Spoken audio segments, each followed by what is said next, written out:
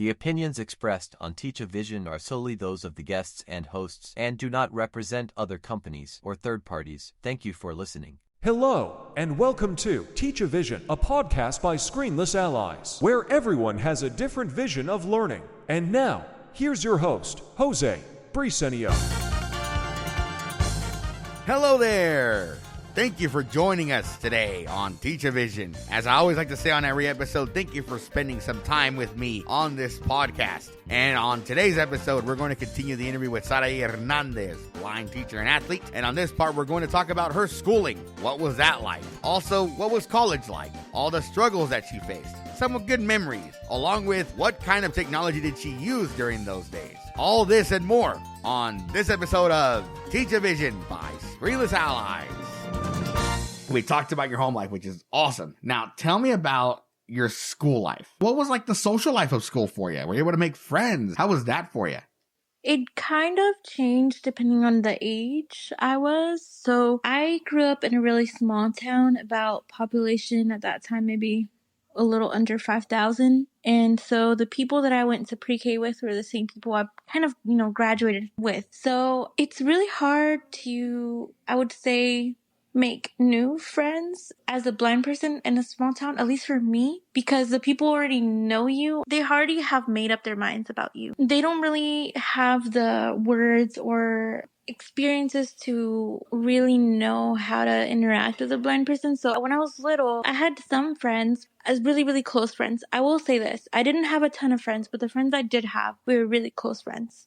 And so people were nice to me, I would say overall as a whole. I did have some bad experiences with some kids who were mean, and they thought that because I was blind, I got away with stuff where I didn't get to have to do certain things because I had a specific support that they felt like. I remember someone specifically telling me, oh, it's not that you're smart. They're only passing you because you're blind. That stuck with me for a long time. When you hear that kind of stuff voiced out loud, you start to think, right? Like, is it true? Yeah. Are they right? Mm-hmm. And it really does affect your self-esteem, especially when you're that young and you really don't understand. And so definitely did have some bullies, I would say, throughout my whole school career. I think a lot of blind people do, but I am thankful for the few friends that I did have. Like I said, I didn't have a ton. A lot of people were cool with me. Like they would say like, hey, what's up? Like, how's it going? And that's about it. Like they were cool with me. They were acquaintances and they were nice.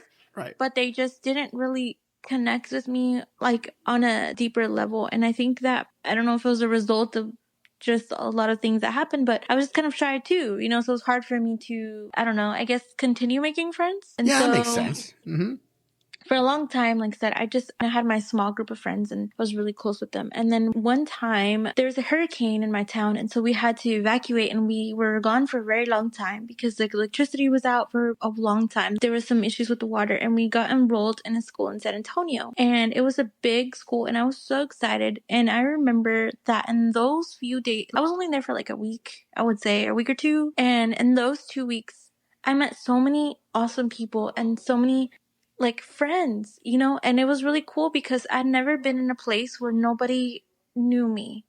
Again, right? I grew up with the people that I grew up with, and every year, we had the same students, or you knew each other, since you were little. And so it was really cool to just meet people that had never made up their mind about who I was. Yeah. I love that experience. Kind of was like how it was for me in college, just went to a whole new place with a whole new set of people, and it was really nice. Definitely. So you always went to public schools all your life, correct? So I went to public school from when I was very young all the way into I was in the middle of my 11th grade year. So in the middle of 11th grade year, my public school did their best with what they had. Again, I'm from a really small town and they really didn't have some of the resources that I needed. It wasn't until I started going to the school for the blind over the summer and seeing that there's like, I would talk to my friends and they would say like, oh yeah, I know how to use the computer. And oh yeah, like I do this and this and that. And I was like, wait, what? Like the computer talks? And so I started learning about technology that I didn't have access to. And I knew that I had goals for myself of post-secondary education. And I really wanted to go to college. I really wanted to become a teacher. I really wanted to do these things. And I just felt like I wasn't ready, not necessarily academically, but I didn't know how to use a computer that way. I mean, the way I would use a computer is like, I would know how to get to Word by typing certain things. And then I would type my essays and then just hope that nothing popped up on the screen that interfered with my typing. I could use it, I could get by, but it was really hard. I really didn't get to use it in a functional way until I went to school for the blind, and like I said, in the middle of my 11th grade year, and that's when I started to learn how to use JAWS, which is a screen reading software for the computer, and I learned, how to cook, and I learned some more kind of intensive travel skills. So being able to cross, major intersections, because in my town, we really did a more residential travel because there wasn't a ton of streets that were safe to cross and stuff. So let me get this straight. When you were in school, the technology you used was a computer, but you had no screen reader on it at all. You learned kind of by memory.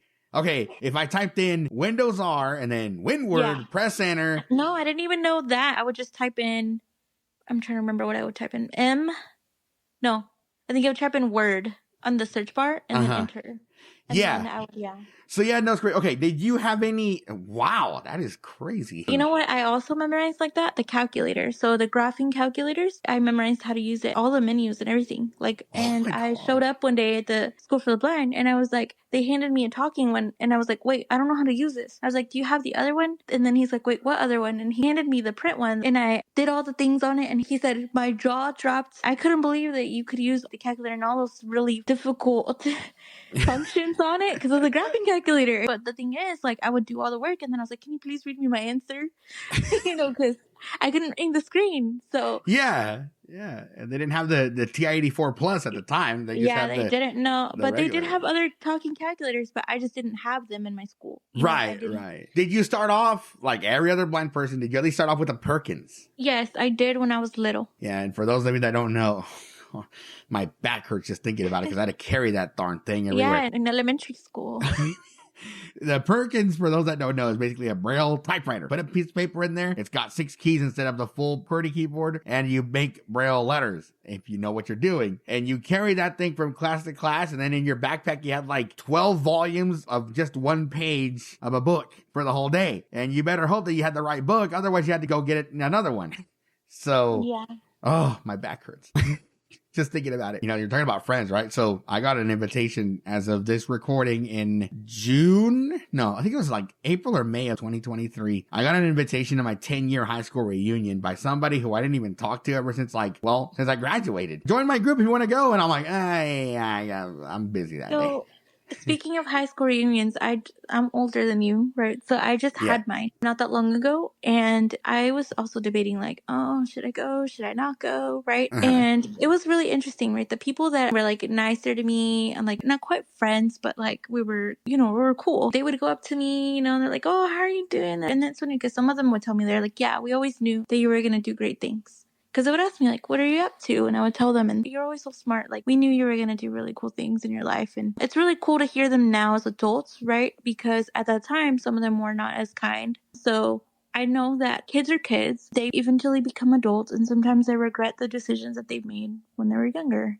All of the isolation and mean comments and, all of that stuff. And I think to that student that told me all of those things about me only passing and all of that because I was blind, and I'm like, no, I made it this far because I tried really hard. I worked hard. People didn't just pass me because I couldn't see. I put in the work. And I just wish I could tell my younger self that that's not true. I think that the main thing is for kids that are going through that and experiencing, hearing these mean comments and hurtful things, I just wish that instead of holding it in like I did, would just talk to an adult about it and to get that reassurance that none of that is true and that you will grow up and everything will be okay. Right. Again, kids are brats sometimes, they can be jerks. So, you were a kid, right? So you're not going to. Yeah. But yeah, those comments are definitely pretty hurtful. So I'm glad you were able to attend that reunion. Now I kind of regret not going. Well, there's always the 20th. Yeah. Sure. By then, let's see. I'm 28 now. I'll be 38. I'm going to be, get off my lawn.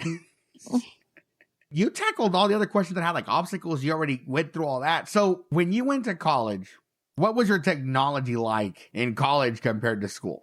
Primary education? Oh man, it's so different. So in primary school, I had the Bro Writer, although I did, because my school was so small again, a lot of times I did have to have somebody read me things if they weren't able to put it in Braille or for whatever reason it just wasn't accessible or, anything like that. I did grew up with a lot of reader experience, like using a reader. And so, I mean, I would say that that's something similar in college. Like in college, sometimes you have to have readers. But the difference is like, I was able to use a computer and I was able to access my books electronically. And I was able to, write my own papers on the computer, which was really cool without having to have somebody check my computer, every 30 minutes, make sure nothing popped up. Sometimes I use like OCR software. If there was something in print and I needed it and nobody was around to read or something, or it was short and sweet, then I would use that to be able to read it. OCR, for those that don't listen, I gotta explain this as well. OCR is basically, the way to put this is to scan a graphic of a page or scan a page into a little scanner, or you can now do it virtually. It basically scans it and makes it into a stripped down version of that document into like a text format, and you can read it, you can copy paste it wherever you need to. And there are two apps that do this on a computer. There's Kurzweil and there's OpenBook. And you can scan books. So like if you don't have a book ready in digital format, you can take a print book, put it into a scanner, and it scans it and it reads it by the computer. On the phone, on the phone, there's a ton of them. Yeah, there's a lot now. On the phone, there's, and there's free one. ones too. There's free one, yeah. Or you can get KNFB, which is now one-step reader for the low price of $100. There's Seeing AI that you can get. Recently, there's an app called Be My Eyes that recently released this thing called Be My AI, where you can take a picture of something. And I must admit that I never thought we would get here. Well, not for the next 10, 20 years. I can now operate a soda machine by myself without having to rely on any help from people. So it is so cool. And then also can read documents as well, but try not to do it confidential documents. The way that camera technology has worked for us blind people is the best thing ever. So yeah. Technology definitely opens a lot of doors for a lot of people, and I think helps even the playing field a ton. And so I'm so thankful that I did take those years off. And, like I said, went to school for blind, and then I learned technology. I learned how to use JAWS, and that all got me, through college. I think one of the questions was about some of the obstacles in college. Yes. Well, I was about to ask you that next, actually. Did you have any obstacles in college that you had to deal with? One of the things that comes to mind is that I felt like I was doing a really good job. I was interning, I was working in a special education setting, I was working with kids who were 16 plus, and they were transition age. And so we would work with them about how to do job interviews and how to fill out job applications, and their needs would vary because some of the students had autism, some of the students had intellectual disabilities, and so you had to adapt your instruction depending on their needs. And I thought I was doing a really good job, and the kids, we had a really good relationship. I thought it was going well, and all of a sudden one day the teacher I was interning with stops me, and we're talking, and she's like, I just don't think that this is a good fit for you. Not that you're not doing a good job, but I'm just concerned because you can't see, and there's a lot of behavior stuff that happens. And she just started going on and on and on about how basically she felt like I was wasting my time and that I should choose a different profession, and that, why are you doing this? You're blind. At that moment, I just kind of pushed away my feelings, and then I left there and I started crying. And at that point, my dad had recently passed away. Like I said, my whole life, I wanted to be a teacher. It was when I was little, it was for silly reasons. It was like, because they're so nice, because, and, as I grew up, those reasons kept evolving, right, with my age and with my goals. But my dad knew that I wanted to be a teacher. And he saw me get really close and just brought up a lot of feelings. And I just felt so upset and hurt. And I actually considered, because like I said, when you hear that stuff coming from someone who's supposed to be there, who's supposed to be your mentor, who's supposed to have your best interest in mind, it's hurtful. And it does make you kind of question things. It does, no matter how strong you are in your journey of blindness, it's hard to deal with. And so I said, you know what, I'm going to talk to my professor. And I talked to her, and she's like, you know what, she shouldn't have told you all that. She said, look, if she's concerned about a very specific thing, we can brainstorm, we can work together. And that's what I told her. I said, look, if it was some specific stuff that she was concerned about, like, we could work a plan together. I know that there's teachers who are blind before me, and I know that there will continue to be some after me. And I'm like willing to put in the work, and I'm willing to do this because I really want to do this. I'm so thankful that my professor kind of talked me out of it. And she was like, no, you're good at this. I've seen you. You will be good at this. Don't let this set you back. And I was like, okay. And so I kept going. And again, I kind of heard that again in my student teaching. And once again, I cried because it's hard to hear. And I said, you know what? I will figure it out. I know myself, and I know that I'm up for the challenge, and I will learn, and I will be better, and I will grow. And I did. And I'm so thankful that I didn't change my mind, because I love my job. I love my students. And I know that I'm probably not 100% good at my job, but there are a lot of things that I am good at, and the things that I'm not good at, I'm constantly working to improve. I'm just so glad that I didn't listen to those voices and I didn't listen to those things, and I felt my feelings and I just kept pushing forward. That was definitely really hard. Well, I'm sure it was, and that's something that we all face as blind people. Did that teacher get any kind of, that person that told you there at the college, did she end up getting reprimanded or anything like that? She wasn't actually like part of the college. That's the thing, is that all the people in college were super, I can't think of the word right now, I'm sorry, supportive. Supportive. They're really supportive, and they were like always willing to help me brainstorm and problem solve. Every single person that I worked with in college, I am so grateful for all of them. And they would tell me, like, let me know how it goes, like keep us updated because we believe in you, you got this. But the people that were telling me were the people that were teaching in the public schools. So it was the teachers that I was working with. Yeah. Mm-hmm. Yeah. Unfortunately, most people don't have that kind of blindness education that they really should have, because unfortunately, not a lot of us want to go out there and be like Sarai and myself, who are like really trying to push for, let's just put it out there, equality. And it's hard.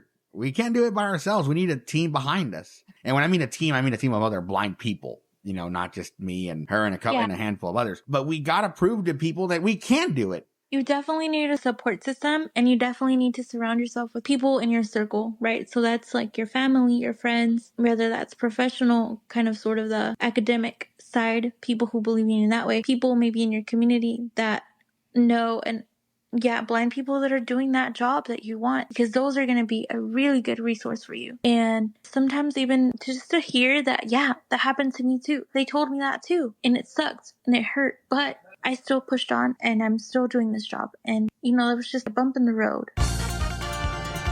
Thank you for joining us on this episode of Teachavision. If you enjoyed the episode, make sure to check out previous shows, which are equally informative and fun as this one. Make sure to also check out our website at screenlessallies.com.